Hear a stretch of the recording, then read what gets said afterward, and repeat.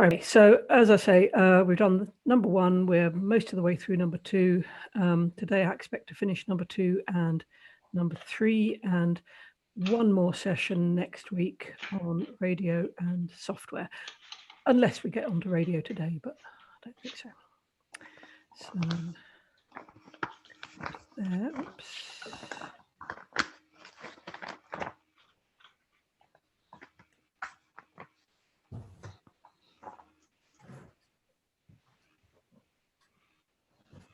Now, what I thought we'd like to do is to watch again the videos that we watched last time.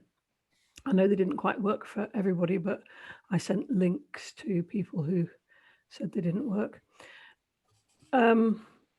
Just because you may see more things this time, and I will not talk so much this time. So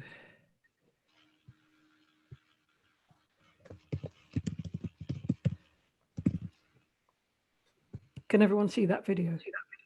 Yes. Good. Yeah. Thanks. Sadly.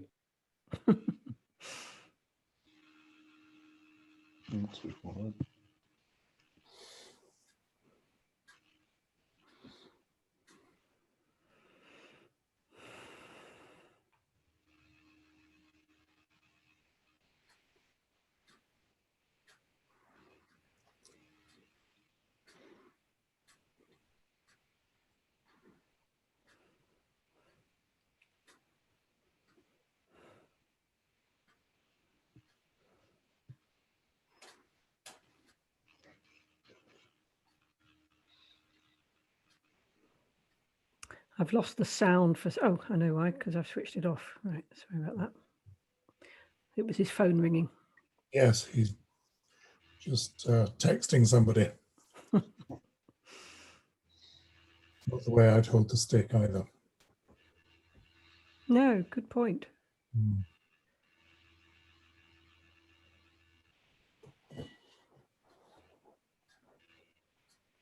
I mean, God, how low are we at the moment?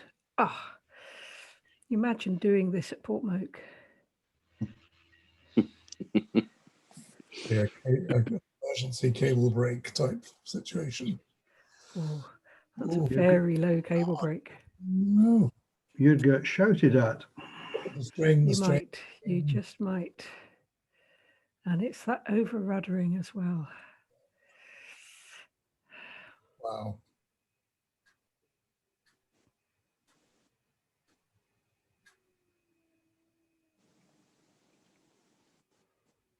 And into corn.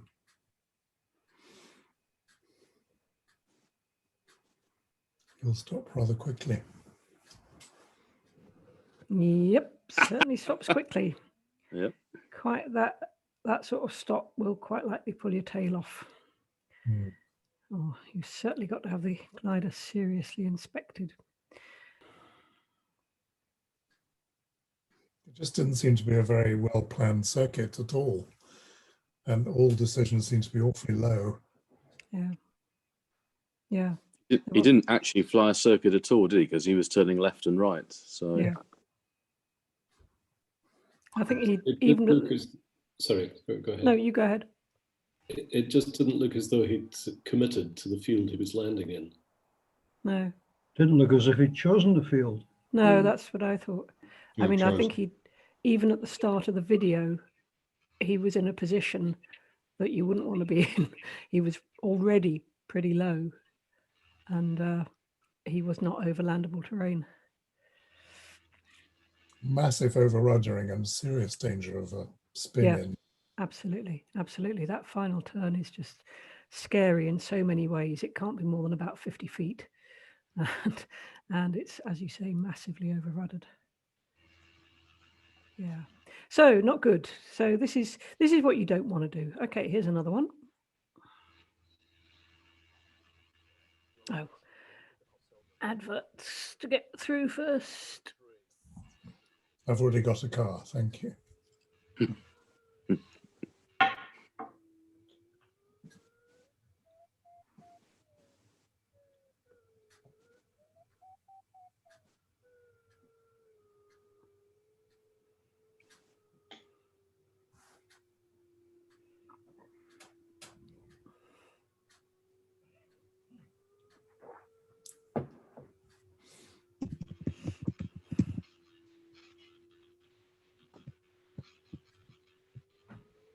looks really good at that point. There's plenty of good fields ahead. Oh, right.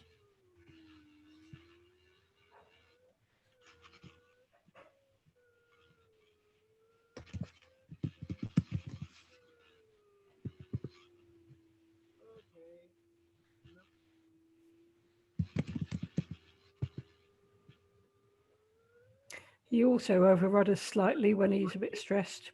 Yeah.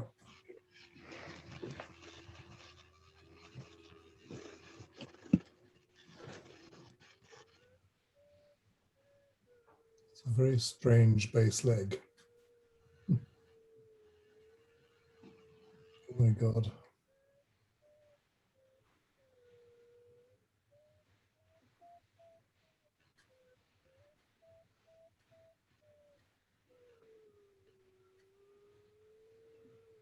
Going Not off the convinced he'd have made it without that lift.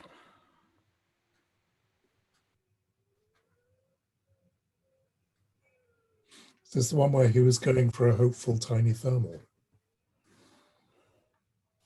Just on that, at the end.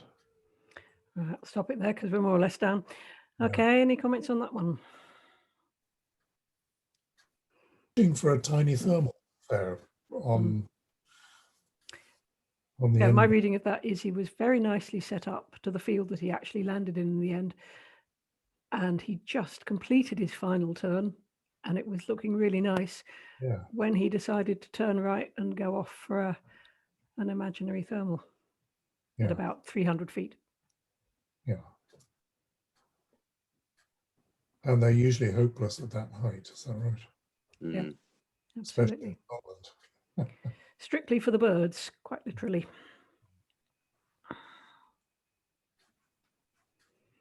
And yeah, there were other things. I mean, there were things he did that I quite liked. His lookout remained good throughout. You notice he never straightens up from a turn without looking because it's evidently ingrained, which is good. He's a very, very experienced pilot. And what was the other thing he did that I thought was good? He mostly, he's accurate, but on his very last left turn, he does over-rudder.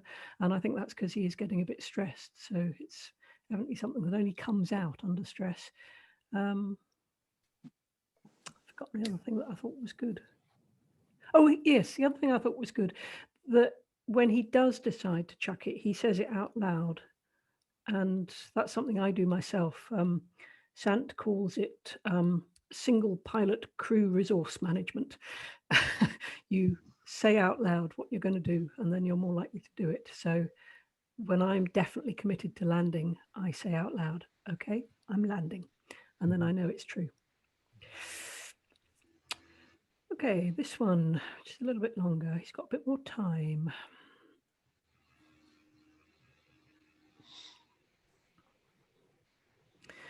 And this bloke appears to over-rudder. He seems to lean on the left rudder the whole damn time.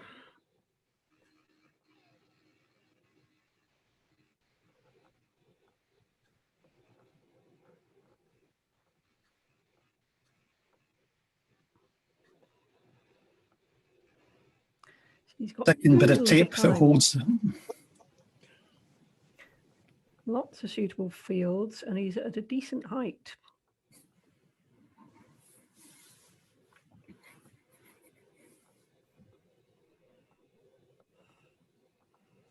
Oh, that time he's under-ruddering. And there's his field down there. So he's in a good position. Yes. So But it's rapidly becoming less good. He seems quite tight to the field now. Yes. Speak up, Dominic. Can't hear you. Sorry, he seems quite tight to the field and not giving himself a bit of space. Yeah, he's just going around to look at it. This isn't his circuit, but he Okay. does use up a lot of height looking at it. And I think it puts him out of position. I mean, this is quite good, actually. If he Yeah. just now flies upwind of that field, he could start a circuit to it because he's not in a bad place and he's had a good look at it. But he goes round for a bit of a closer look and he gets himself out of position.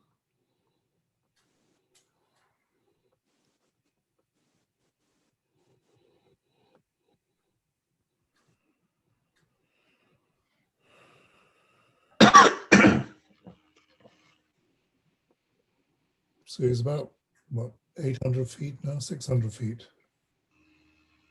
Oh, look at that rudder. Mm.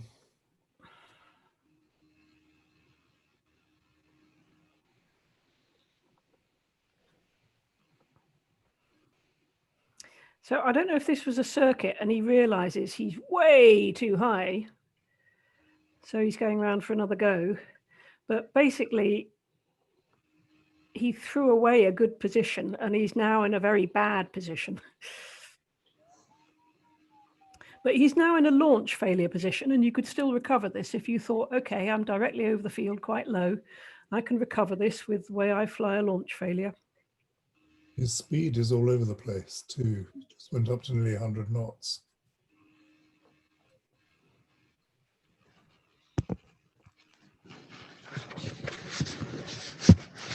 But he just throws it away, I think, by simply going too wide.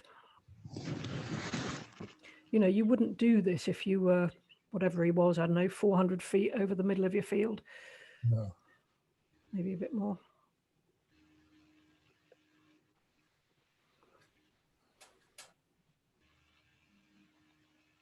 Heavy left foot still. And he needs to fix that habit with the rudder.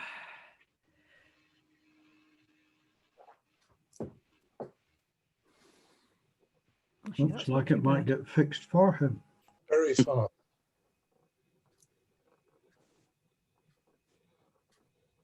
Ludicrously fast. It's probably kilometres an hour, I would imagine, if it's a European glider. Still fast, but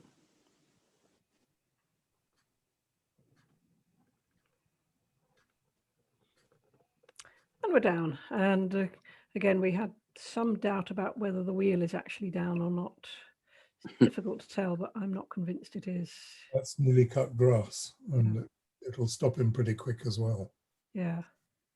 And Dominic, you were... no, sorry, I was just saying that I would imagine the speed was kilometres an hour on a oh, yeah. glider, but still pretty fast if you do the Yeah. arithmetic. Maybe not quite as fast as one might first think.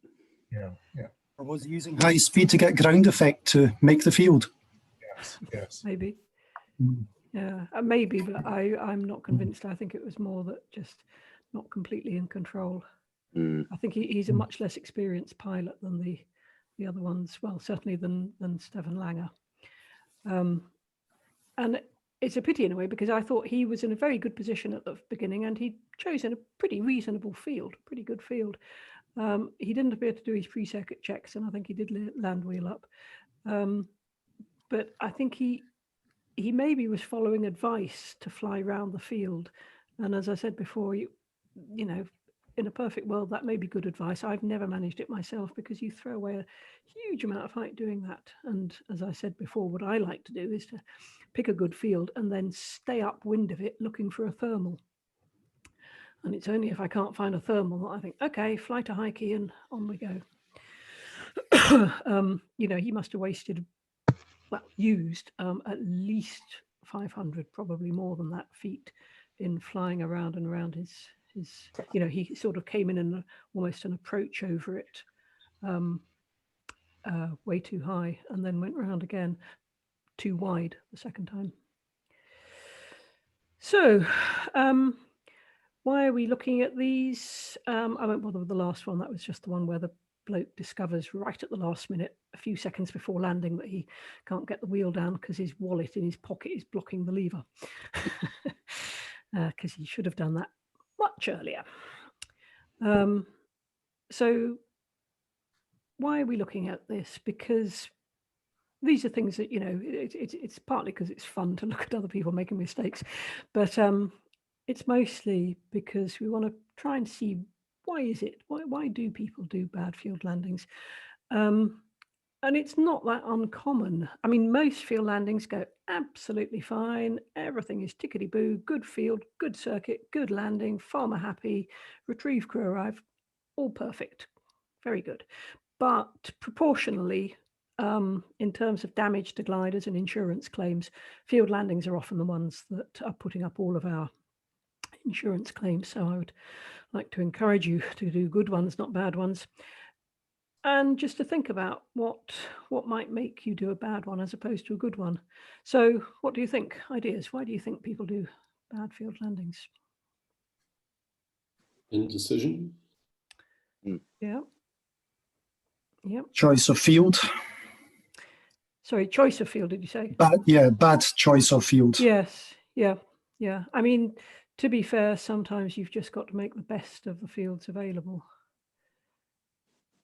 And they may be out of their comfort zone. Yes. Yes. Absolutely. Absolutely. Indecision. Yes. Yeah. All of these. Yep. Yep. Okay. Your idea of always looking out for a field when you're relatively low, just to check all the places which look possible. Yeah. I pick when I'm still comfortably high. Yeah. Just so I've got something, and I may drift out of reach of that one, and then I pick another one. Okay, so I've just got a few ideas that I've put down, and we've covered some of these. So these are I had a little longer to think about, and I formalized these ideas a little.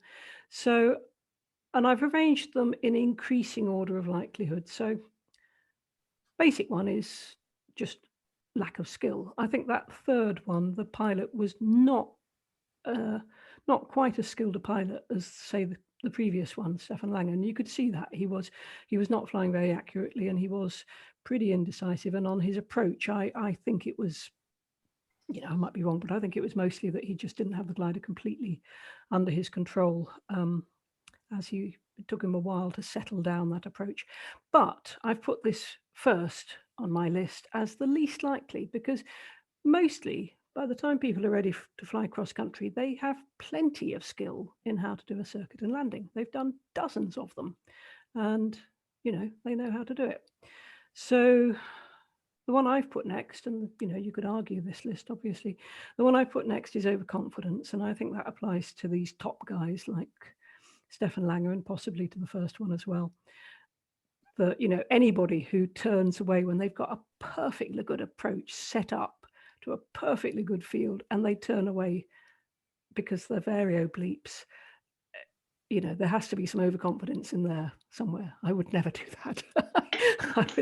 I would just be far too scared. So I think people who are just starting, this is not very likely, but it's something that by the time you've done a few, you think, oh God, I'm the king, I can do this. So it's something to bear in mind, that it's a failing that we might hit. Somebody mentioned this, I think it was you, Mark, that thermals just don't work down there. I've got this little picture. I was hunting around for a picture. This doesn't really quite illustrate my point, but it's a lovely picture. I wish thermals really worked like this. It's beautiful, isn't it? Don't you just want to be out there and going on that roller coaster? It just looks such fun. They're obviously not usually quite as neat as this, but it does make the point that from here on, this point, can you see my mouse going back and forth? Yes. Yeah. From here on, okay, this is a decent thermal, but below that, it's not. It may be covering a wider area. So if you are at this sort of height in the, up to about 500 feet or so, something like that, you may get more little blips on your vario than you do higher up, but they are little tiny wispy things that will not probably support you. It's just physics. There just isn't going to be enough energy concentrated down there to support you and your glider. As I say, they are for the birds. Work beautifully if you've got their sort of wing loading and size.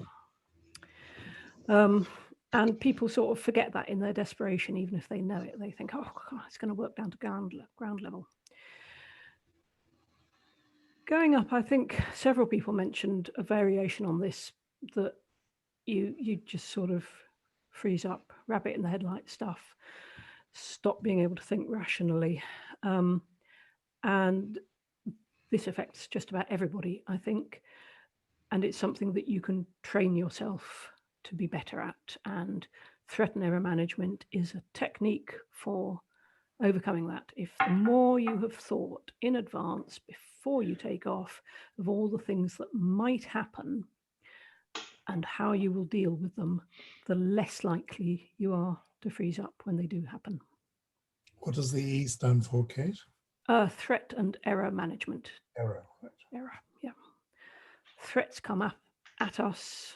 Errors are things we make, and management is the mitigation that we put in place to deal with it. And you've heard me mention it a couple of times in this. And finally, have people heard of this one? Loss aversion bias.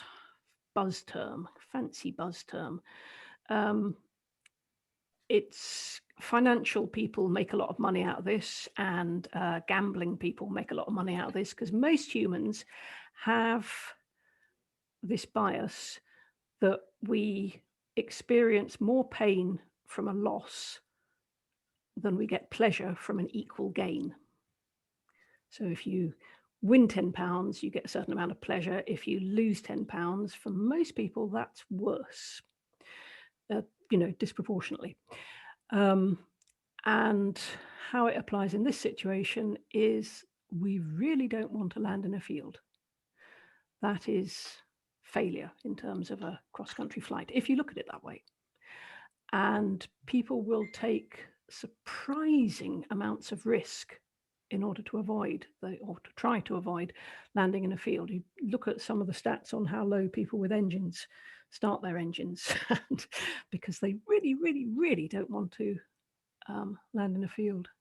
And it's to do with this, that you don't assess accurately the risk versus the benefit. The very high risk of killing yourself if you get it wrong, against the inconvenience of having a field landing.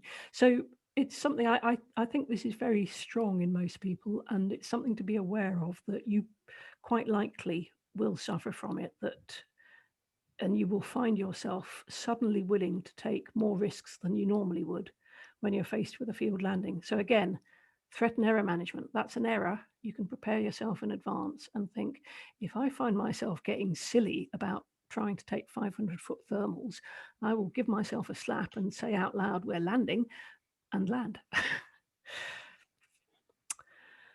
Okay, so anyone got anything else to say about this, or we move on? Okay, so things that you can do. We're back to doing circuits at the airfield. We talked about, trying to make every landing a pretend field landing, where you're going to round out, where you're going to stop. Also, practice judging the height. This is a little bit difficult because you've got an altimeter sat in your panel that you've got to somehow mentally ignore. But does anyone know the sort of rules of thumb for how to, there are a few sort of pointers that people talk about to judge when you're at the sort of height where you really should be landing? Should be looking down on your reference point for about 30 degrees. That keeps you about the right angle, right It depends distance. how far away you are, but yes, you can do it by angle to features. But do bear in mind that if you're higher and further away, the angle will be the same as if you're low and close. How about cars have wheels and cows have legs? That's the one. Oh, You've heard this before. Yeah, that's the oh, is one. that? I didn't realise that was actually an official. Oh, did you just invent that, Dominic? Yeah, I just. Oops. Very I good. obviously haven't been reading the BGA manuals very well. Well, you'll find this in various texts. So, but Right. well done you if you just invented it afresh. But yeah, these are some of the guidelines. If you can see that much detail, vehicles on the road have got wheels. Stock in the fields have got legs. You can make out the window frames on buildings. Then you're actually quite low. You should already be on the downwind leg. I've sort of experimented with this, and this is not time to start your circuit. This is 600 or 700 feet, in fact, or at least with my eyesight anyway. But you can experiment with this yourself at the airfield. You can see when these things, when you reckon that you're at that kind of height, and then look at your altimeter and see how high you are above the ground. And so I'll just add from personal experience for everyone else's benefit, since I seem to have done. if you mistake a cow for a sheep and the sheep has legs, turn in very quickly. I made that mistake a few weeks ago and I won't be doing that again. I think if you can't tell cows from sheep, you're still quite high. Yeah. Yeah. Anyway, so yeah, so this is something that you can practice at every circuit at the airfield, thinking about how much detail you can see. And just to reiterate the point that we've made before, as we know, your altimeter will not tell you the height above the field when you're out landing, and so you must make yourself have the habit of not using it on your circuits at the airfield. Just try not to, you can look at it for reference for this exercise, but try to, if you have got the habit of using it in the circuit, try and wean yourself off that so that you do it just by the angle. Okay, just a very short word about, let's assume we have landed. So this is my sequence of actions in order. First of all, just make sure the glider is safe, park it across the wind or whatever you need. I usually, in the days of mobile phones, I now just alert my retrieve crew immediately so that they can get started on getting the trailer hooked on. And there are loads of phone apps that will just send by SMS a lat long or a link to Google Maps or something like that, and that's really handy. Then, of course, you must find the farmer or the landowner. And I always start with an apology. But I do make clear that I had to land. It wasn't that I set out to trespass on their property and be inconvenient to them. It was I set out to get back to my airfield, but I ran out of lift and I had to land. And it's maybe emergency is too strong a word, but I didn't really have much choice about it. And what you do need, of course, is permission to bring in a trailer, and they will tell you where to bring it, which gates to open and which gates to close and all of that kind of stuff. If there has been any damage, then read up. The BGA has got advice about this, about what you should and shouldn't say and all the rest of it. It's basically an insurance thing. But normally, in my experience, it's people are very nice. People are very pleasant and accommodating, and yeah, I have some very nice stories about retrieves that I won't trouble you with. And then finally, once I've done all of this, work out get back to the retrieve crew and say, I'm going to be out on the B7276 by the junction, and you can pick me up there and I'll show you the rest of the route to the field and guide you in. And of course, remember that they may not have seen glider pilots before, and you are an ambassador for the sport. So whatever you feel is appropriate. I tend to try and get their name and address, and I send them a thank you note after. Some people send more than that, but I'm cheap. But the BGA advice is, please don't offer them money. Most farmers, probably insult them anyway, but you don't want to set precedents that we pay landing fees. If there is damage, obviously you put them in touch with your insurers. Yeah, and it can be very nice. It's very pleasant. The one retrieve, a few anecdotes, but one retrieve I was on, my retrieve crew were a bit upset because I was busy being regaled with Yorkshire high tea while they were trying to find where I was, because when they said, "Would you like tea?" I thought they meant a cup, but it was homemade cakes and home-cared ham and sandwiches and all the rest of it, and it would have been rude to refuse. And the retrieve crew were very hungry, but still, there we go. Anyway, so it can be a very nice experience. Perhaps carry a half bottle of whiskey in the glider with you on long cross country. That's a thought. Do be aware, just as a warning, that if you land somewhere public and somebody calls the police, if the police arrive before you've managed to leave, they will breathalyze you. So do be careful about that. Just in drinking it.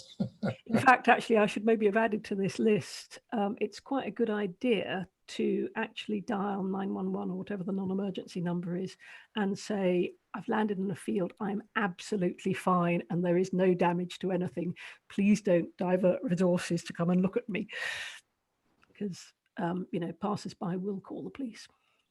I remember landing somewhere, and it was raining, so I was sitting in the cockpit reading a book, but I saw this woman looking over the gate, so I got out of the cockpit in the rain and went over to her, and I said, "Hello, I'm fine." And she said, "Oh, are you? Oh, good. Oh, I'm glad. Oh, that's good. I have called the police." I thought, "Oh, okay, fine." And so when the policeman turned up, he just looked over the gate and said, "You're perfectly fine, aren't you?" And I said, "I'm afraid so, yes." And he said, "Well, I thought it would look bad if I didn't come out and check." So, but that was a while ago, and I think these days they've got more protocols, and they, as I say, they do breathalyze you. Anyway. Is there not a number for distress and diversion we're supposed to call? Yes. Well, Yes, good point. Yes, there is. This is in the bronze lectures. If anyone, and I can't remember the number, but yes, the distress. That's a very good point. Distress and diversion. If you call them, they will also alert the police for you and just say there is no problem, or anybody else who's. Well, I'm sorry, I'm not sure if they alert the police. But certainly head off anybody else who's radioing in. You know, passing aircraft, radio in that's an emergency. That's a radio call or a phone call. Either. You can radio them on 121.5, or you can phone them on the phone number that is in the bronze slides, but I'm afraid I don't have it to hand. But if anyone is attending the bronze lectures, I know it's in those. Okay, so moving on from that, back to just practicing, getting ready for your cross-country endorsement test. I would strongly recommend that you practice, have a flight in a motor glider with a coach. And basically there's two parts of it. You fly around discussing fields, talking about whether they're suitable and why or why not.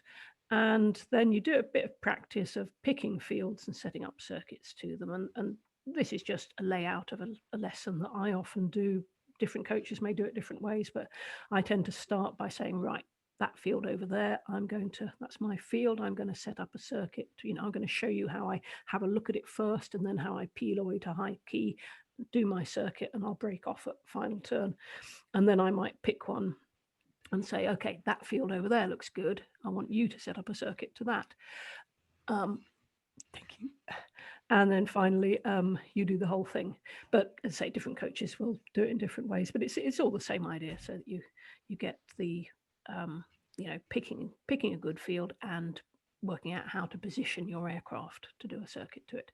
In some ways, it's slightly more difficult in a motor glider because we don't come down from very high as you would in a glider, where you've got loads of time to think where to fly to high key. We tend to fly around at a lower level just to save time. But if you can do it in this, you can probably do it very comfortably in the glider. And these days, back in the day, people used to do, you know, touch and goes in farmers' fields, but we don't do that anymore. The insurance does not cover it, and it's also very likely in breach of the 500-foot rule, which is a little bit vague about practice emergencies, but the BGA interpretation is that we have to obey the 500-foot rule as far as we are able. It's difficult to judge if you don't know the height of the field. And basically, coaches are briefed that we break off either sometimes it's completely obvious on the base leg that it's either hopelessly out of position or perfect. And otherwise, I sometimes let people fly the final turn, because for most people, it becomes obvious just after the final turn whether it's okay or not.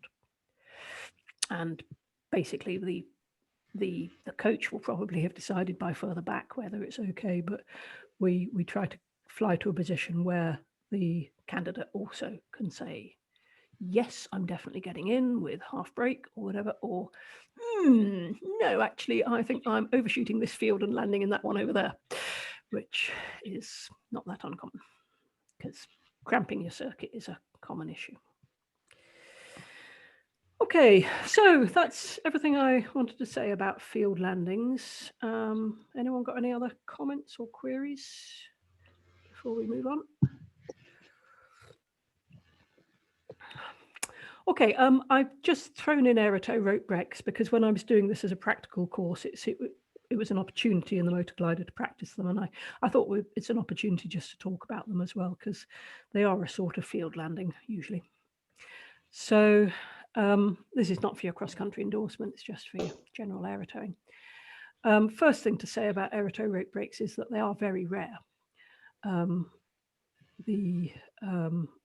if you are going to manage to get to actually break the rope, it's likeliest on the ground run. If it's a duff rope, if there's some fault with the rope or the weak link, then it's probably going to go on the ground run when, you know, getting you moving is when the tension in the rope is greatest. The other place it can happen is if you are wildly out of position on tow. When you come back into position, there's a heck of a jerk, and that may break the weak link. And my solution to that is don't get badly out of position. It's very simple. But do be aware, if you are wildly out of position, then as you come back into position, you've got to be ready for the weak link might go. There are all sorts of clever techniques about dipping the nose just before it comes taut in order to soften the impact, but it's quite difficult to do. And I've had opportunity to try it a couple of times and not been entirely successful. I've never actually broken a rope though. Threat and error management again, to mitigate the risk of this first one. Well, make sure that when you're just watch that the ground crew are actually checking the rope for knots, because if there is a knot, that puts a weak point into the rope. At Port Moke. Sorry. How do you mean? Ground crew do. I've seen ground crew doing that, Gordon. I do. I'm astounded at the number of knots in tow ropes. Not for the aerotow though. I mean, yeah, I agree. If we could only always check the tow rope on the ground, we would save money on ropes. But certainly for aerotow, yeah, don't aerotow on a rope that's got a knot in it. For one thing, if it's a knot that's just appeared, you may be able to get it out, but if you aerotow on it, you can't. And then the rope has got to be cut and spliced, and you know it's manpower intensive. So if there's any doubt about the rope, then consult with the tug pilot.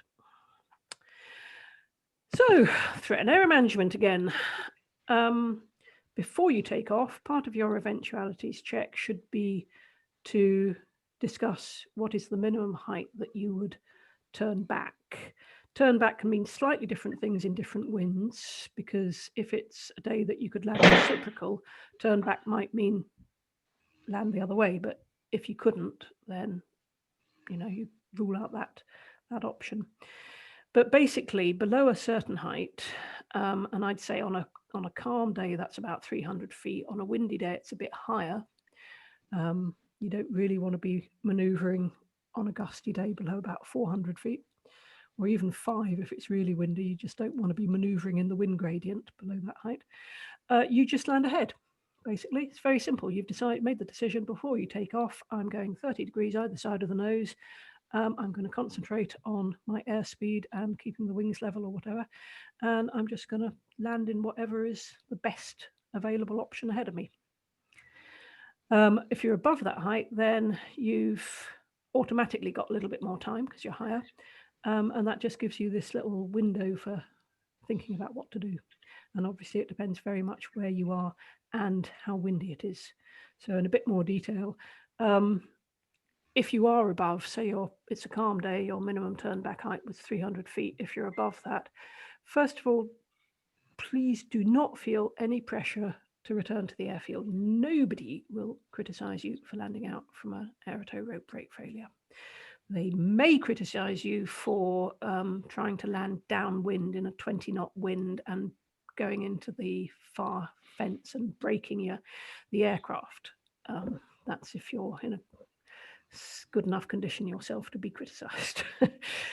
And even if you're, at a reasonable height, you might be 500 feet, and it might still be that a straight head landing is the best option. If you happen to have a good field straight ahead of you, well, why not land in it? It's the simplest thing to do.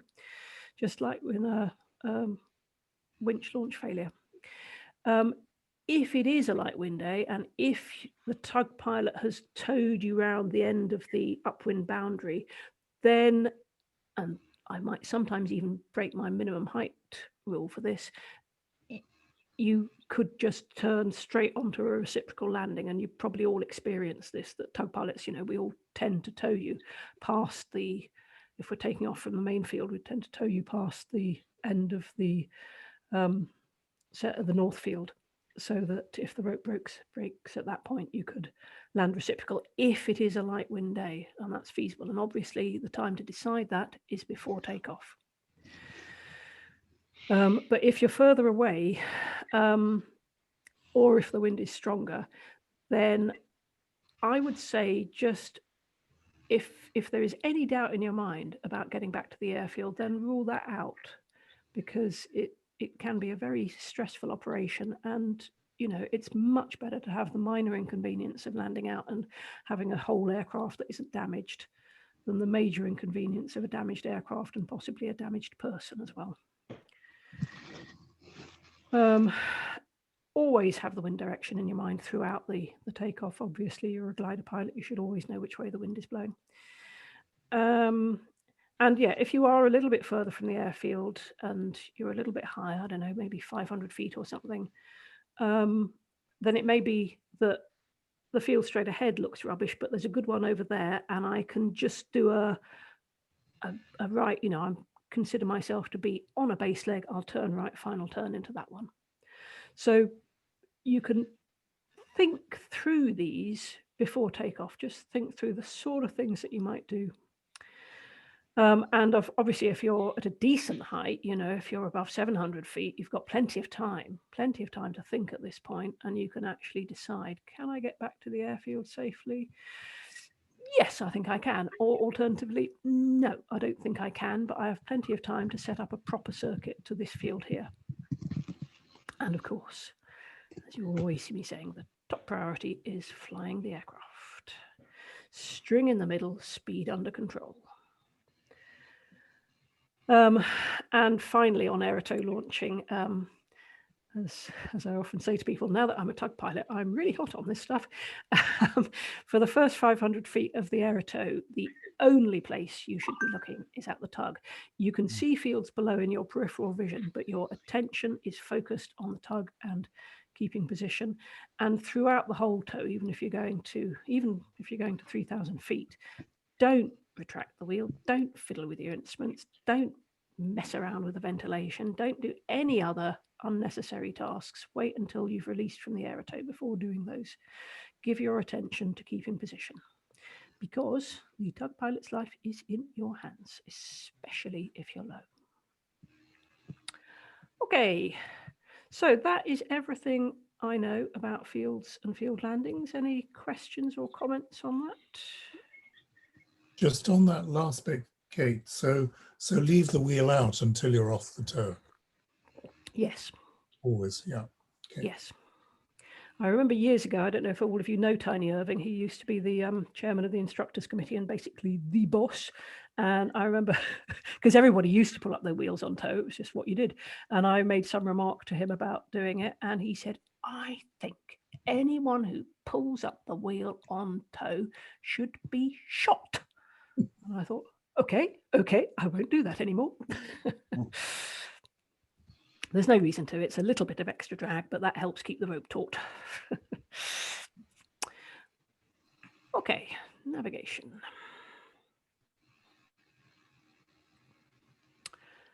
So this is what we're going to cover. How are we doing? Okay, are people okay? This will probably take us better part of an hour, 3/4 of an hour maybe. Are people okay, or do you want a break at this point? I'm fine. Okay. Yeah, okay. If anyone is peeling off, wants a break, fed up, then say, and we can just carry on next time. Okay, so very, very basic on MET, just a pointer on NOTAMs, a little bit about turning points, and then we'll look at planning using a chart and then moving map software. Okay, I mean, MET, we're not doing meteorology, obviously. If people are interested, there is a meteorology lecture coming up in the Bronze series of talks soon. But all that we're really interested in at this point is the weather suitable for cross-country flying in a glider? I'm not going to go through all of these. These are just some of my favourites. I like the Met Office aviation forecast. So I'll just go to that one to make sure everyone has seen it. You have to register. I think I may have dropped all my cookies. Oh yeah, it's that one, in fact.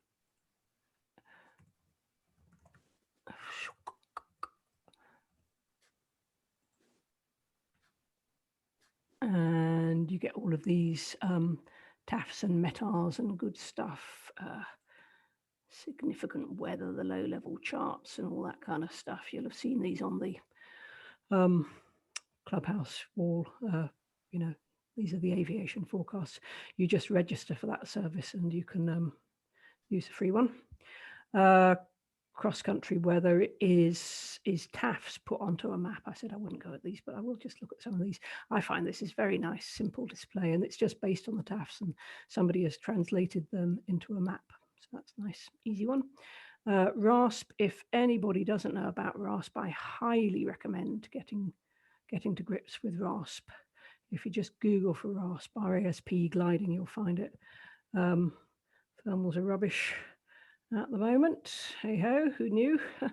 It's really useful, very good for thermal and for wave. Definitely worth getting to grips with.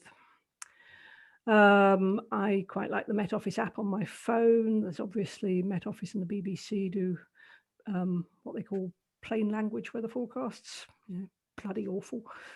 Something. And there are specialist ones for glider pilots, which you have to pay for. I've bitten the bullet and signed up for SkySight this year. I'm not that convinced it's that much better than RASP, actually. So if you haven't already signed up for these, I'd start with RASP myself, which is free. Anyway, the point is, use whatever weather forecasting material you are used to, and you know, just get good at it enough to work out whether it's okay to go flying or not. Because that's one of the things that will be checked on your test. The coach may say, well, can we go cross country today? And they're looking for things like, is the cloud base high enough? Even if it's not raining now, is it forecast to rain in an hour or two? That kind of thing. And they may say, well, brief me on the weather. And that really is very brief. That is 2 minutes, you know. So northwest wind, about 15 knots, cloud base is 3,000 feet or above, and there's only showers, no rain. So I think it's fine. That sort of level of detail, we're not looking for a great long lecture. You will, without being prompted, be expected to take the weather into account, and particularly the drift that you're going to experience on the flight because of the wind. And as I said before, a glider pilot should always be aware of the wind direction. And just the object of this is just a basic check that you can pick suitable cross-country days for yourself and not go off in the face of approaching thunderstorms and things like that. No, mind you, the conditions can be epic then. But okay, so that's all I was going to say about Met. So, NOTAMs. Okay. Oops, sorry. So this is the, go away. This is the NATS website. Again, you need to register and get a login, and you can get the NOTAMs from here. And this again, I'm not going to go through this now. This is something we cover on the bronze. If anyone is unsure about this, just grab somebody to show you how. These are where the printed NOTAMs that we put on the clubhouse wall come from, sorry. And it's the primary source. They are not that easy to interpret, and there's a lot of you know, stuff that you don't really need in there about cranes and not flying over Syria and stuff like that. And so most people like one of these. There are umpteen different apps that make life easier. I like Spine. Easy VFR Basic is a very simple one for power pilots, really, but it's nice and it's NATS approved, which is good. Various others for, you know, NOTAM plot, NOTAM view, NOTAM info, NOTAM display. There are probably others. And I don't know if this one will quickly just see the sort of display that you get. That's the sort of display that you get from Spine, where it shows you a graphical display of the airspace and it shows you the text over here as well. And I have an Android phone and I use the Spine app on my phone, and I highly recommend it. It's very simple and I can automatically with one tap transfer the NOTAMs into my XC-SAW with Spine. But again, whatever you like, whatever you find useful. And does everyone know what a RAT is? Temporary airspace restriction. Restricted area temporary. Restricted airspace temporary. Yeah, that's correct. So if something like the red arrows are doing a display, they'll announce a RAT. And those will always be NOTAM'd, and they're also now in the airspace files. I'll come on to that later. Are we legally allowed to fly into a RAT? No. Anyone disagree? Not in a planned way. I'm not quite sure what you mean. But basically, no, Dominic is right. They have a legal implication. You can be prosecuted if you fly into a RAT. Okay. Yeah, a little bit more about Spine. It stands for Soaring Pilot's Intelligent NOTAMs Editor, and it is called an editor because you can, if you can wade through the file format, you can edit NOTAMs yourself.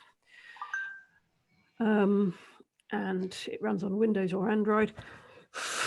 I mentioned that I like it because I can easily load it into XC-SAW, and it's highly configurable. So I have it configured to not bother me with all the chaff about cranes and stuff and just show me the ones I need.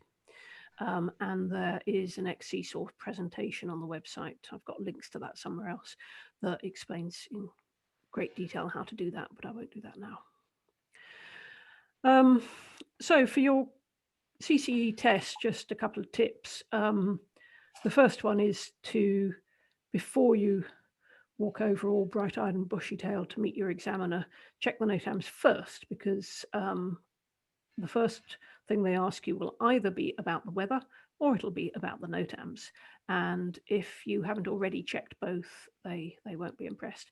In fact, if you read the guidance to examiners, it is supposed to be an automatic fail if the candidate has not read the NOTAMs when they start. I think that's a little bit mean because some people are just being friendly and saying hello and they haven't got their brain in gear yet. So if somebody says, I say, tell me about the NOTAMs, and they say, oh, I haven't looked at them yet, I say, okay, go and look at them. But some coaches will say, okay, right, test over, fail, bye. So check them first. And as I just said, most NOTAMs actually are nav warnings. They're just things that you have to be aware of, but you won't actually be prosecuted if you go into them. You may fly into a low-level military aircraft or something like that. So I'm not advising it, but they don't actually have the force of law, whereas RATs, for example, do. And you should check which. Basically, prohibited or restricted, it's probably definite prohibition. Danger is more just a warning, but you know that's not a blanket thing. That's just a rule of thumb. You have to actually check. Okay, so that was all I wanted to say about NOTAMs. Turning points. So POR, PCS, everyone know what those are?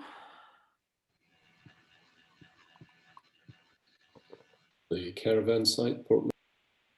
Yep, correct. PCS is Portmore Caravan Site. POR,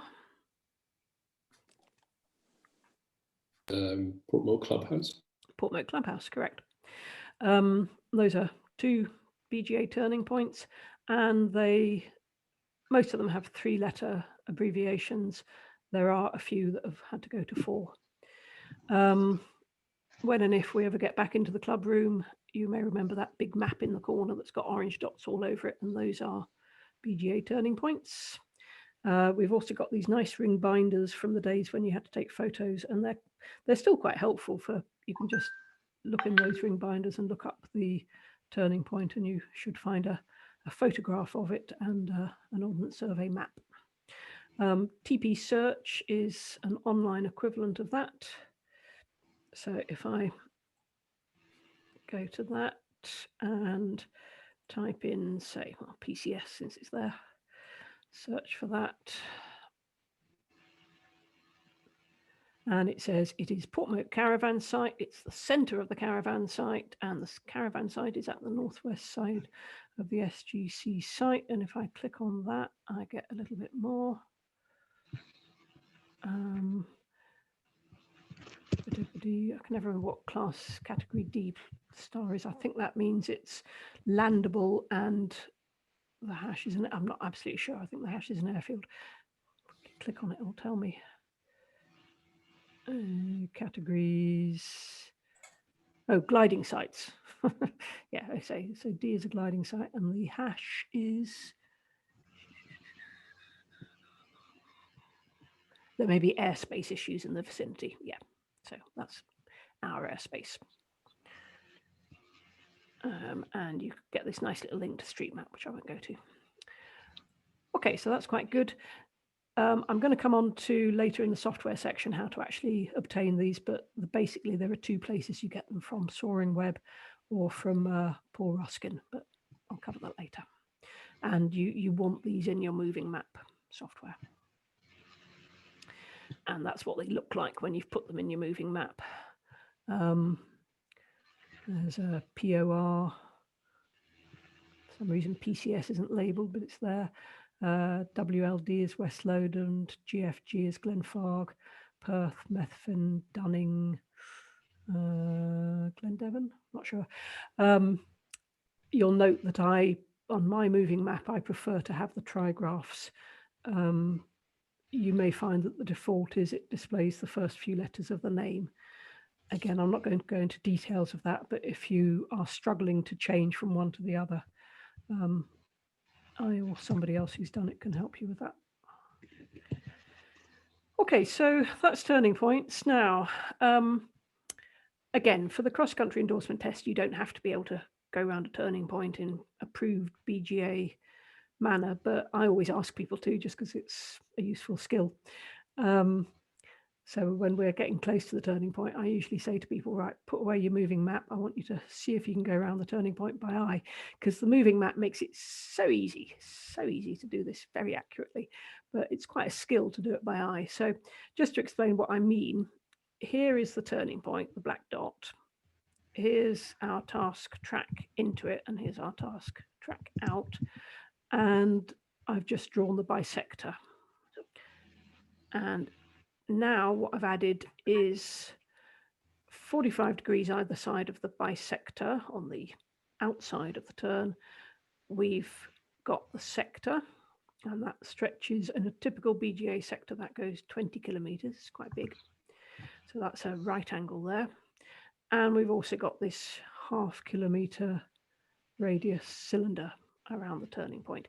That is a standard BGA sector, and most competitions and badges and things like that will use standard BGA sectors.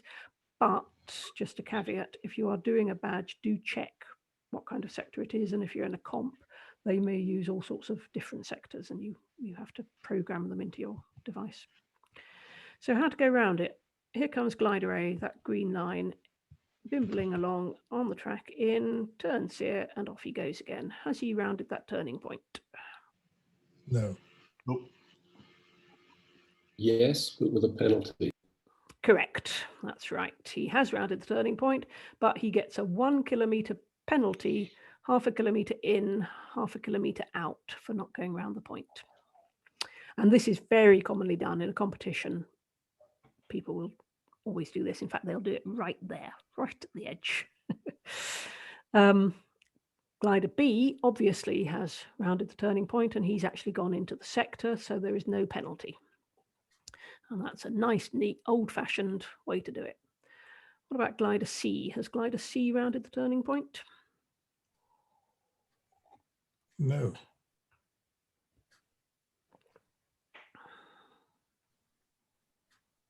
Any advance on no? Yeah, I think it has. Yep, that's perfectly valid. That's what the sector is for. Anywhere within that 20-kilometer sector, that counts. The reason for that is because there might be a shower of rain or something like that right at the turning point, and you know they will let you go further away. And sometimes you can tactically decide, you know, based on terrain or something like that, that I'm actually going to round my turning point over here. So all of those are valid, but glider A gets a 1 kilometer penalty. And do be...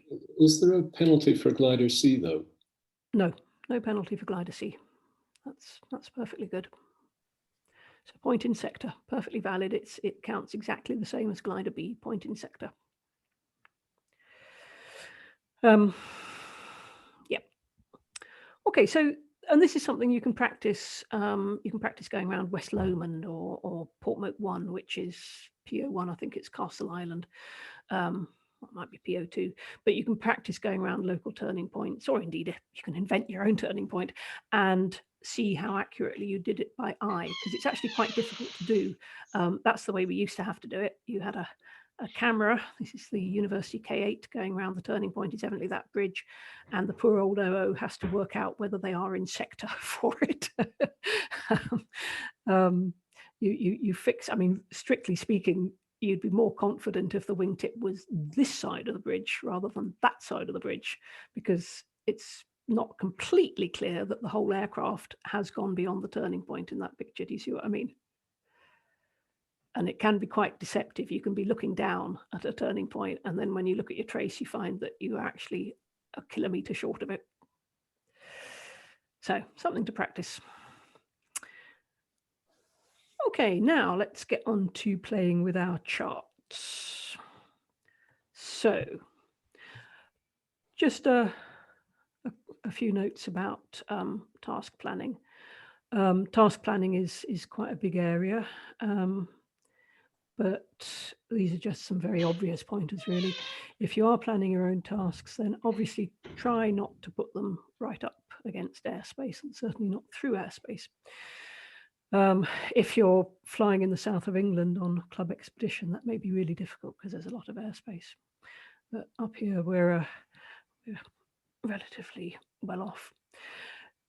Make sure that you understand the different altimeter settings. If you're in any doubt about, I'm not going to cover it now, but if you're in any doubt about the difference between QFE, QNH and flight levels, then find out. And again, the bronze lectures are starting in a couple of weeks, so that's a good opportunity, or you can read a book. Make sure that you understand the rules about different airspace, so that when you plan your task, you know where you are and are not allowed to go. If you've got an RT license, that's, we don't call them that anymore, I should update it, Frotol. I'm going to talk about radio later, but it's a useful thing to have, but you don't have to have one. But even if you're not going to talk, it's often useful to listen. So before you take off, jot down on a card or something the frequencies of any airfields you're going to pass close to, or any other frequencies that you might need, at least to listen to, even if you don't want to transmit. And do be aware that for talking to parachute drop zones like Fife and Errol and Strathallan, you don't need a license. I mean, in practice, even where you do need a license, they'd rather you call them than not, and they won't inquire. But you don't need one for parachute drop zones. So if you're near Strathallan or something and you think they might be operating, then give them a call and just say you're nearby. And as I say, even if you don't want to call, listen. And obviously the main task planning consideration is to make sure it's suitable for the weather on the day. And it's obviously a good idea to ask somebody experienced for advice. What would be a good task today? Right, so let us do this. If everyone's got a chart, I've said here use permanent marker, but obviously for this exercise you don't need to. I've only said that because if you're flying with a map in the cockpit, you will rub out impermanent marker within the first 20 minutes. So you need something permanent, but for the moment, obviously you can use what you like. So I'll give you a sort of 10-minute slot to do this. Get a cup of tea as well if you want. And these are the things I suggest to put on the map. And I suggest we do the club 100K triangle, which is PCS, STI, MVN, PCS. Now, does everyone know what those are? PCS we talked about. What's that? Portmoat Caravan Site. Portmoat Caravan Site. STI, you can probably guess, even if you don't know. Strathallan? Close, but there's no I in Strathallan. Stirling. Stirling. Stirling. It's the Wallace Monument, in fact. MVN? Methven. Methven. Yep, that's, if you look at your chart, that's a little village just to the northwest of Perth. And then back to PCS, so it's a triangle. So I'll give you 10 minutes. Shall we come back at 5 to 9, say, and gives you time to get a cup of tea or whatever as well if you want. Okay. And that's my picture. So you can look at that, compare it with your own. We can discuss what should and shouldn't be put on. I'll just go through what I've put on mine. I started by drawing little circles around my turning points. And the reason I draw circles around them is because if you actually have the lines going in to the turning point, it obscures it and you can't see it anymore. And you may want to be able to see, you know, for example, exactly where Methven is in relation to the river. You've missed Methven. That was Lunkerty you've chosen, I think. Oh, is it? Oh, is that one Methven? Oh, damn, that's Methven. Gosh, you're absolutely right. Golly, I see it now. Yes, you're completely right. Okay, so that's complete fail, right? That just shows I did this in a hurry yesterday and that is Methven. Yeah, okay. Who was that? Was that Lindsay? Because he passes, doesn't he, Kate? Sorry? Lindsay passes, doesn't he? Because he spotted it. Absolutely, that was Alan, I think. But Alan. But yeah, no, well done, Alan. No, you're absolutely right. That's Methven. I was thinking it was that one. I've got 267 degrees on the outward bound to Stirling too. I think I got it as at about 262 and I rounded it down.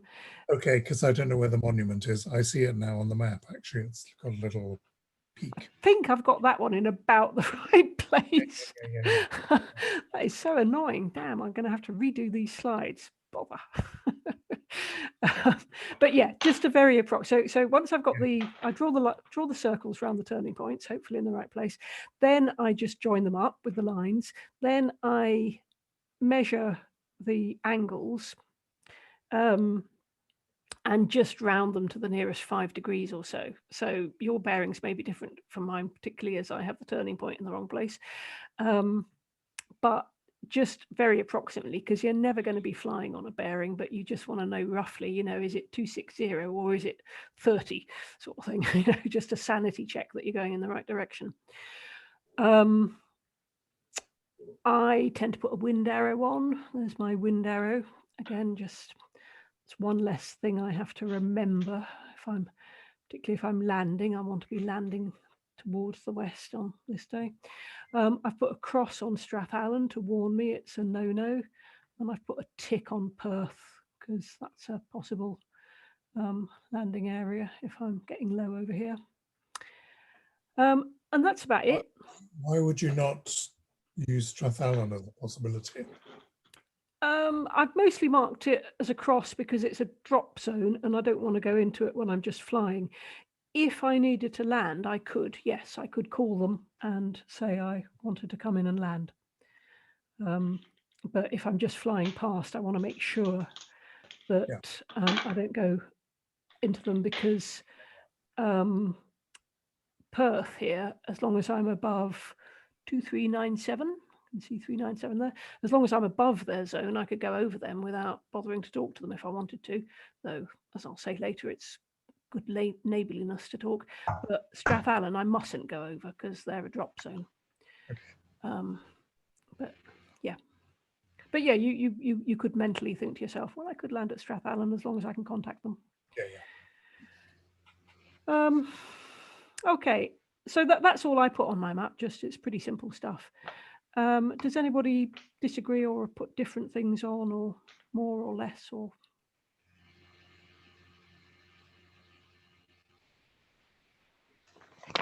I put on the 20k 45-degree sort of sectors as well. Is that relevant, or can you just assume you go around the point, you're okay? You could do. I don't feel the need for that myself, but you know, I can eyeball that, I think. Yeah, quite. I've just scribbled down the distances for each leg, just to give me an idea of what distance I'm covering. Yeah, that's a good idea. So I've got that down. First leg 37, second leg 37, and the return into Port Mokes is 30. Right. Approximate. Yep. Yeah, these are all good things. And yeah, I mean, I would only say just don't clutter up your map with too much stuff so you can't read stuff anymore. You'll notice that my map is already fairly cluttered because I'm going to talk about that later, but this bit of airspace is really important to me, so I make quite sure I can see it.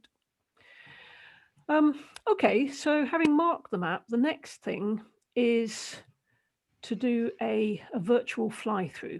So you follow your planned course on the map and you think about how the wind is going to drift you. And obviously we've got to imagine a wind. I've imagined a southwesterly wind for mine. So think about that. Think about whether there are any hazards that you're going to encounter. There aren't many hazards on this particular route because it's specifically chosen to be an easy one. It's the Club 100K Triangle. On your navigation exercise on the Cross Country Endorsement, there will definitely be hazards. There will definitely be airspace issues because there's no point, you know, we can't check that you can avoid them if we don't put some in. And if there is anything where you need to read a legend note, then do that before you take off, because trying to unfold the map in the air to read the legend is going to impair your lookout. So don't do that. And then you may remember this from doing your bronze exam if you've done it. Look for features that can tell you how far along track you are, and those are ones that you cross at right angles, basically. And then you can see how far you've got. Look at other ones that are parallel to your track, and they help you hold direction. And I, in particular, always do this. I look, if there is a hazard, a bit of airspace that I must avoid, then I look for good ground features that are going to help me avoid that. And there are some very good ones on this, which we'll come back to. And then apart from that, I just think, okay, what are the features I'm going to use for orientating myself? And just tell me, what are some good features for orientating yourself if you're flying, especially in Scotland? Hill. Sorry? Sea. Still didn't catch it. Somebody's rustling paper too much. The sea. The sea. Okay. Yes. You can. If you can see the sea, yes, that will always be in the same place. The rivers and the lomans. The which and the Lomans? The rivers and the lomans. Yes. Yeah. Rivers and hills. Those are good, especially hills. Yeah. Can't miss them. You know, the lie of the land. Yeah.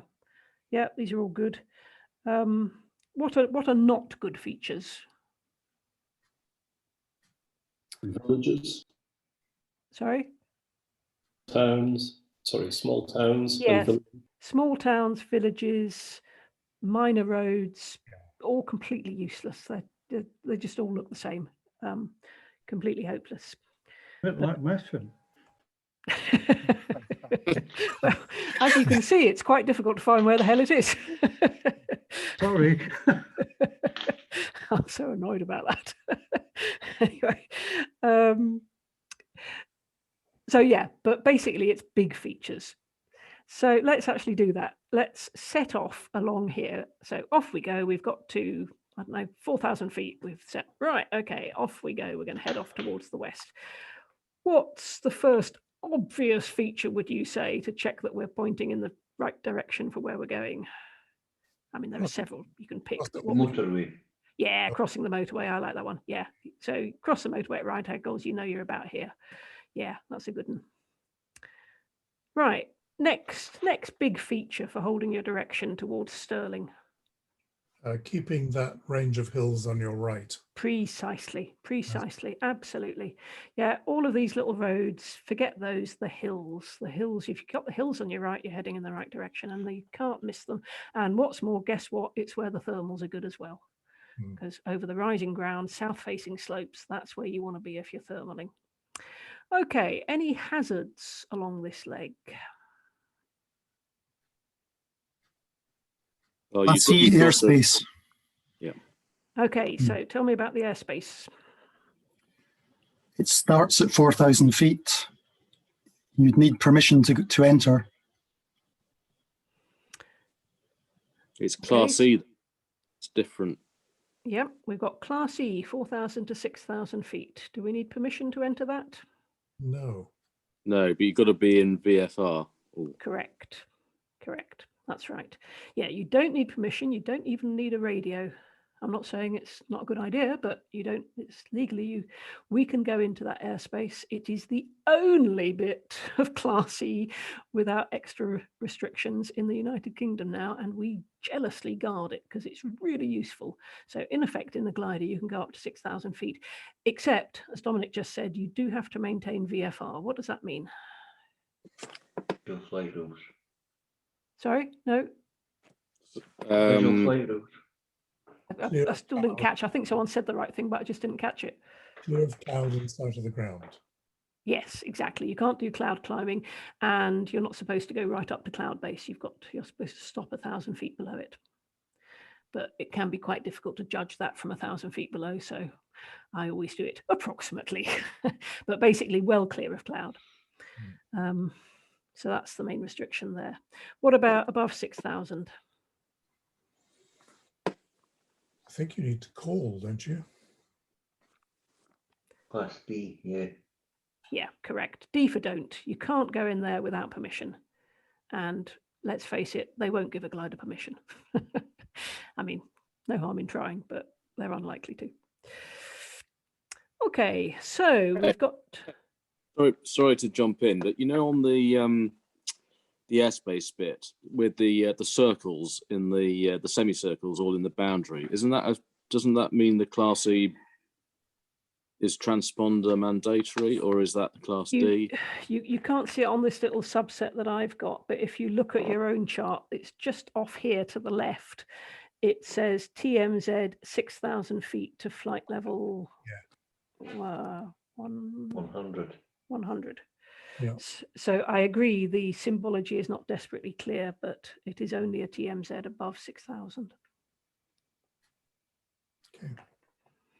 So in fact, if you called for permission to get into Class D, if you've not got a transponder anyway, is that right?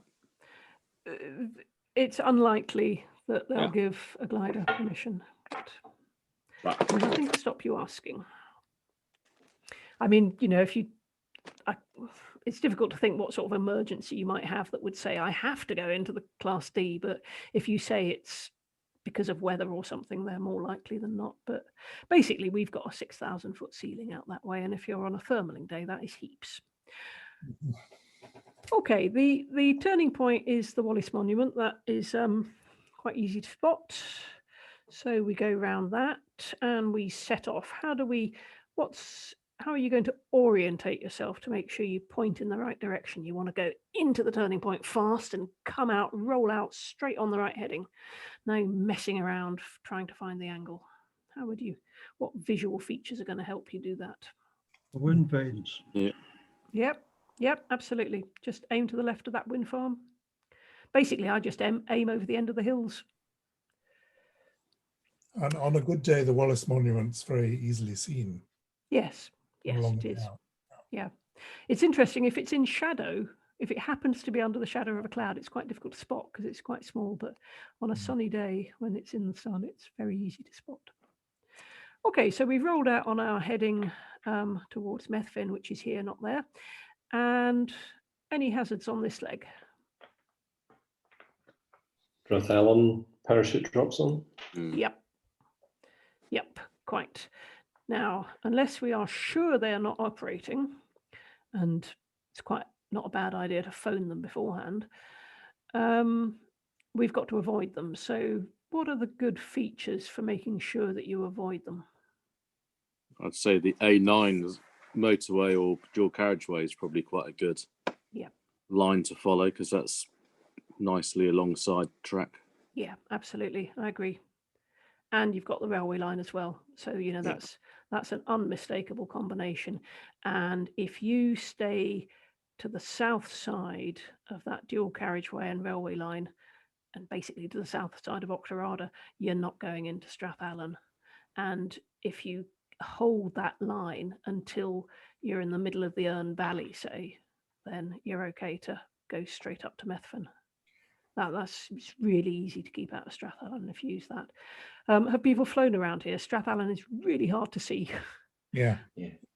I've flown here dozens of times and I mostly can't spot it, even though I know exactly where it is. It's just in a bend by the river. It's a grass strip with a low hanger at one end. Is it easier to pick up Glen Eagles? Only when you're quite low, in my experience. I landed out somewhere over here and I very nearly landed on Glen Eagles because it looked so smooth and beautiful, but I thought I might be a nuisance and somebody might hit me with a golf ball, so I decided to go for a stubble field just beside it. But yeah, when you're low, it was quite easy to spot. I hadn't particularly noticed it before that. Lots of good fields around here. You've got a very good afternoon tea there. Got a very good afternoon tea. Yes. Yeah, I might not be properly dressed for it or something. Okay, any other airspace hazards on this leg? Well, there's the Class A airspace flight level, 5.5. So you'd have to change your altimeter to the, was it 1013 to keep underneath that? Correct. That's right. That's exactly the way I would do it. If you're close to that, just redial to 1013, because before you took off, hopefully you noted what QFE and QNH are, so you can go back to them. So you just set your altimeter to 1013 and keep below flight level 5.5. What's this thing about, this bit here?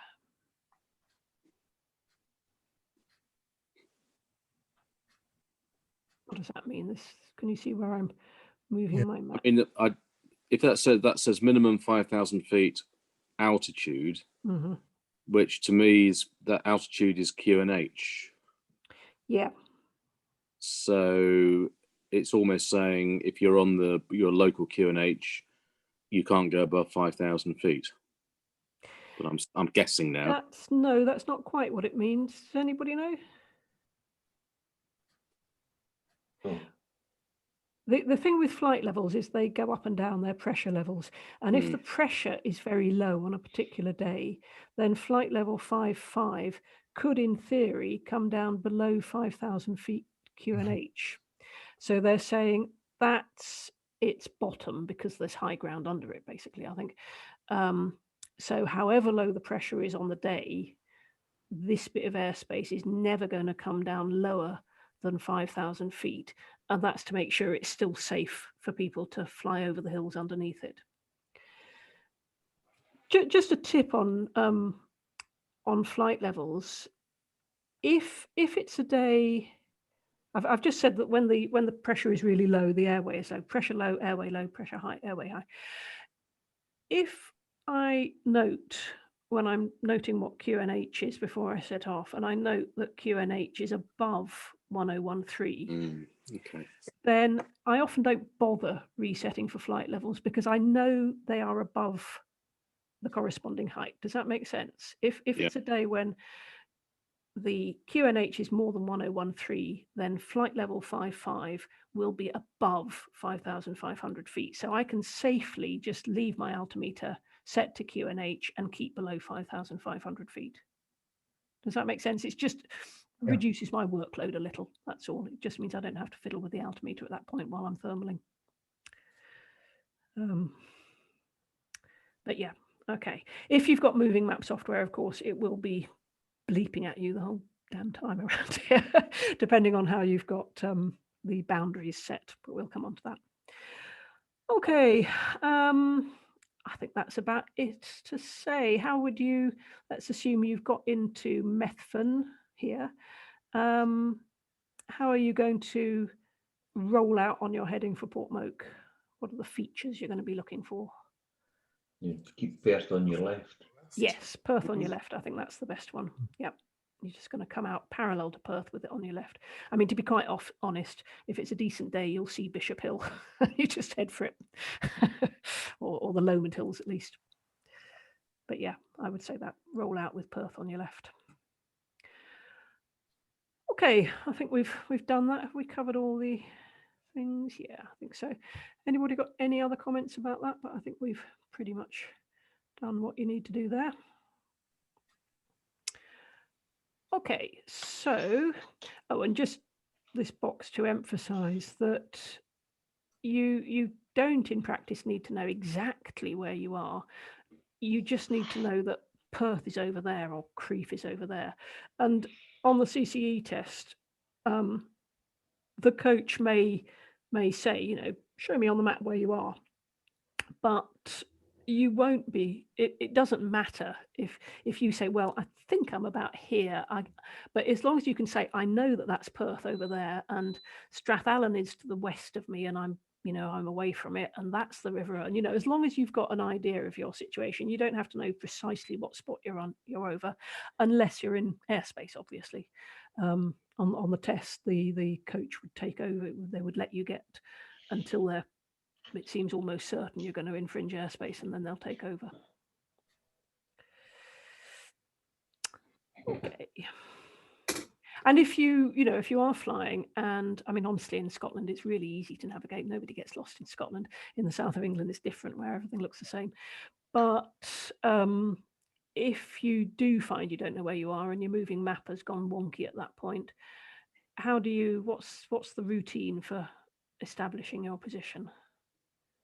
Call the Scottish and ask for a training fix. Very good. Yeah, you can do that. Yes, if you have the brain power and spare capacity to do it. Very good. Things Thermal as well while you're doing this. temporarily uncertain of my position. I'd find probably 3 features on the ground reasonably well spaced apart, and then find them on the map with the idea of getting a fix like a cocktail. That's the routine that you're supposed to do. And back in the day, before we had moving maps, I have done that myself. I did my silver distance down in from Bicester to Henlow and around Milton Keynes. I thought, I don't know where I am. I'd been thermaling for 20 minutes and I didn't know where I was. So I methodically went through that procedure and reassured myself that I knew where I was again. You just have to take your time, be methodical, and you'll find it. But these days people say, what if your moving map fails? And I say, well, I'll get up my spare one, because it's quite easy now. Okay, so let's talk about moving map software.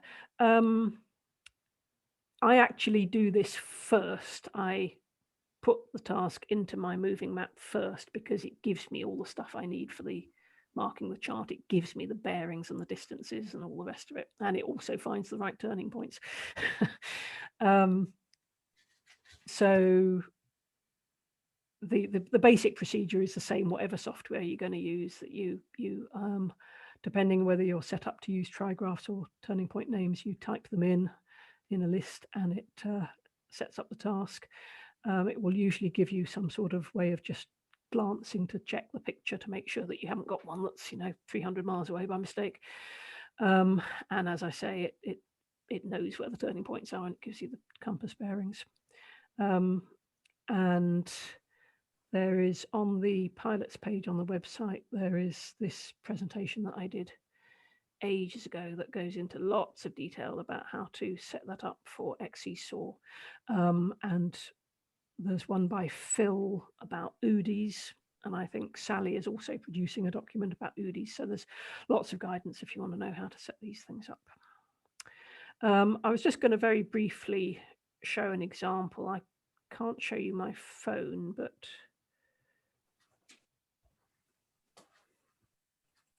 okay. Hello.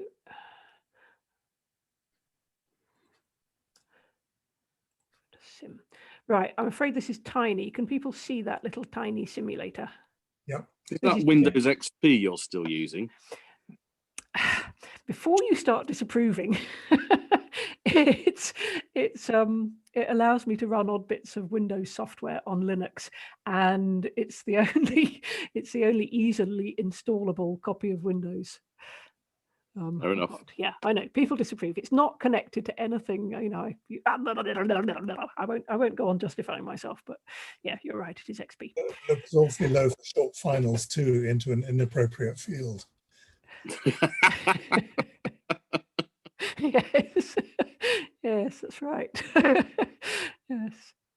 Okay, so I was just going to very quickly just show you how you might put in XE-SAW. You go to nav, you go to task, you say, I'm going to put in, say, PORT. I think this version is set up to use full names, not trigraphs. Sterling. So you can see, you just type in the names, you select them, it's setting up a list, and whatever software you use, it will be some variant on this. ETH, Methven, and finally back to Portmoak.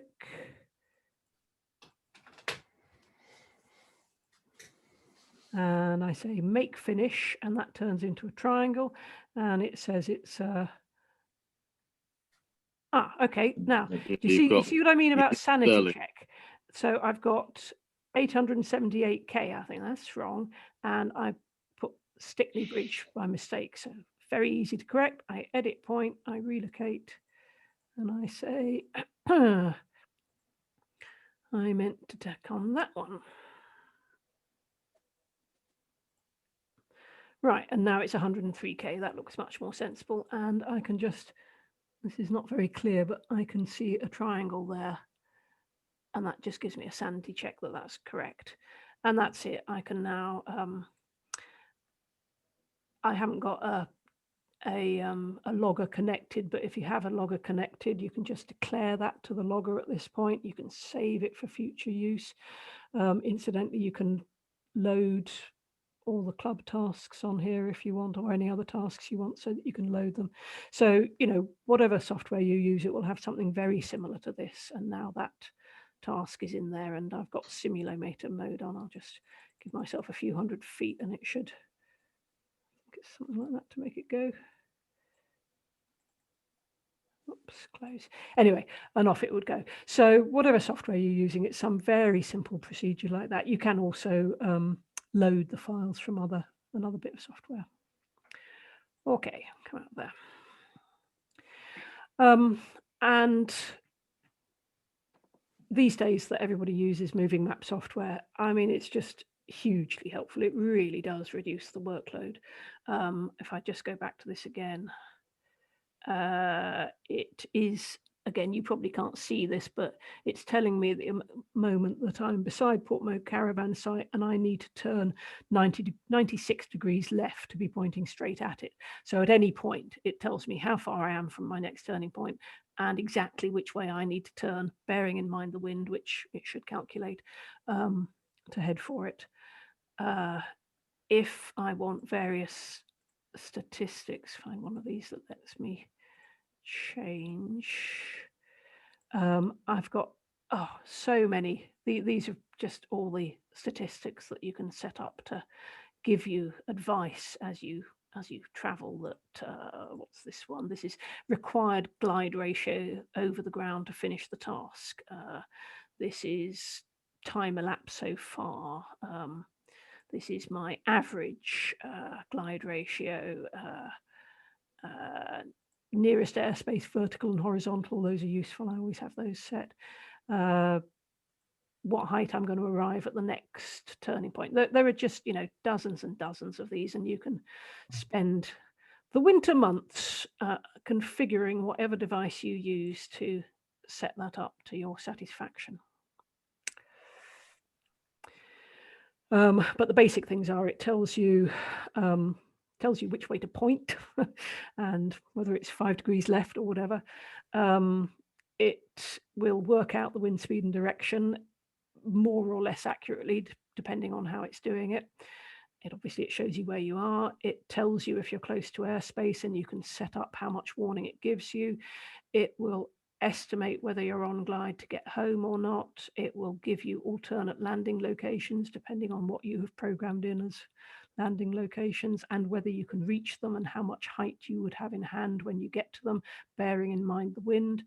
All those flight statistics that I've showed you. And when you get home afterwards, you can analyze the flight in enormous detail as well. So it's just a different world since when I were a lass.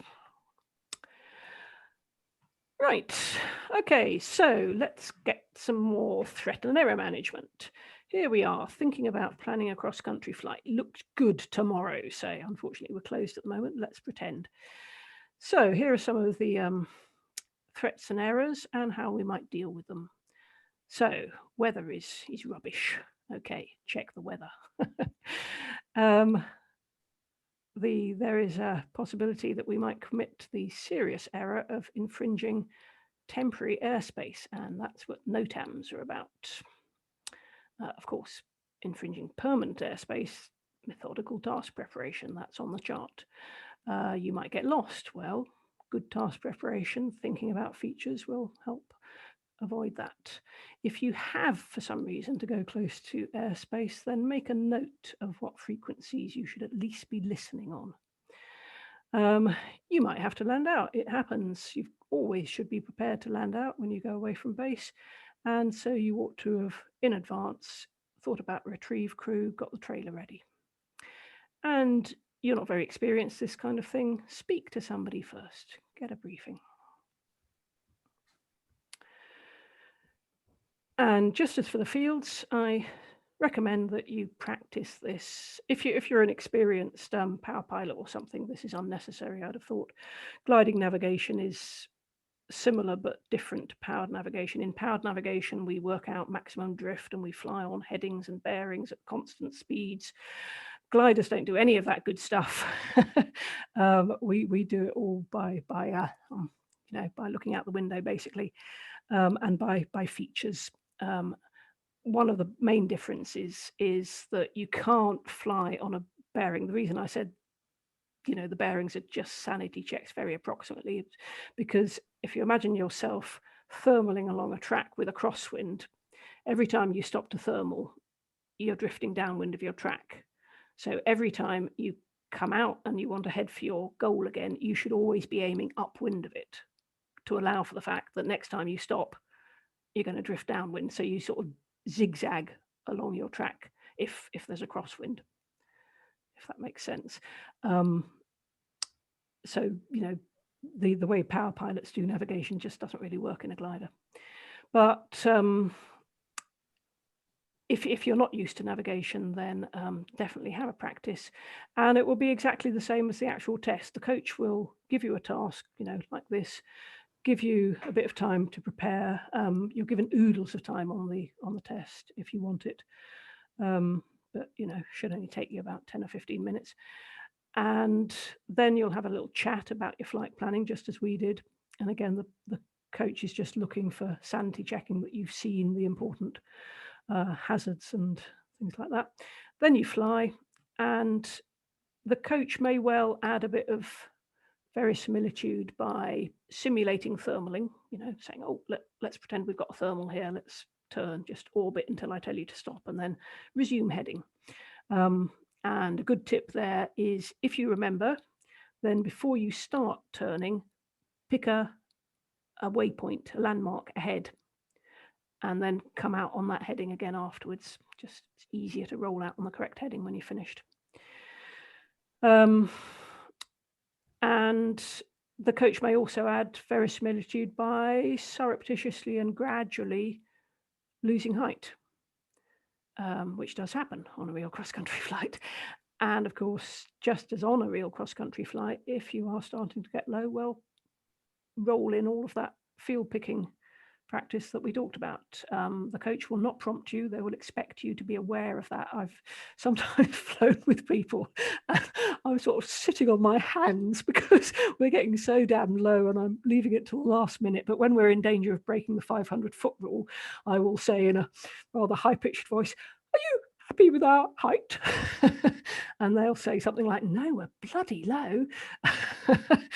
And, you know, by that time you should be on the approach basically to a good field. So don't wait to be prompted. If you get low, just, well, we're getting a bit low, I'm going to start looking for fields now. I think I like that one over there. I'm going to go and have a look at it, whatever.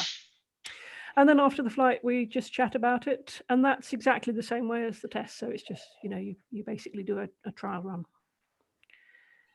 Okay, so that is everything. I'm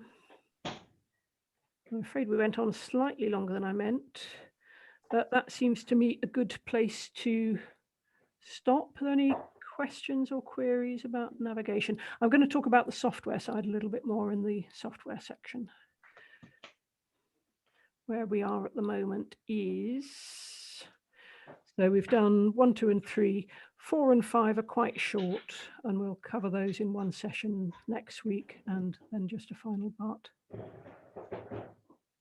But any questions, comments, pearls of wisdom? No. Okie doke. Well, in that case, I will just the same put up a link a few days ahead for next week, and that should be our last session. And the bronze lectures start the week after that. Okay, thanks for that, Kate. Okay, Thanks, thank you. Kate. Brilliant. Stop recording if I can work out how.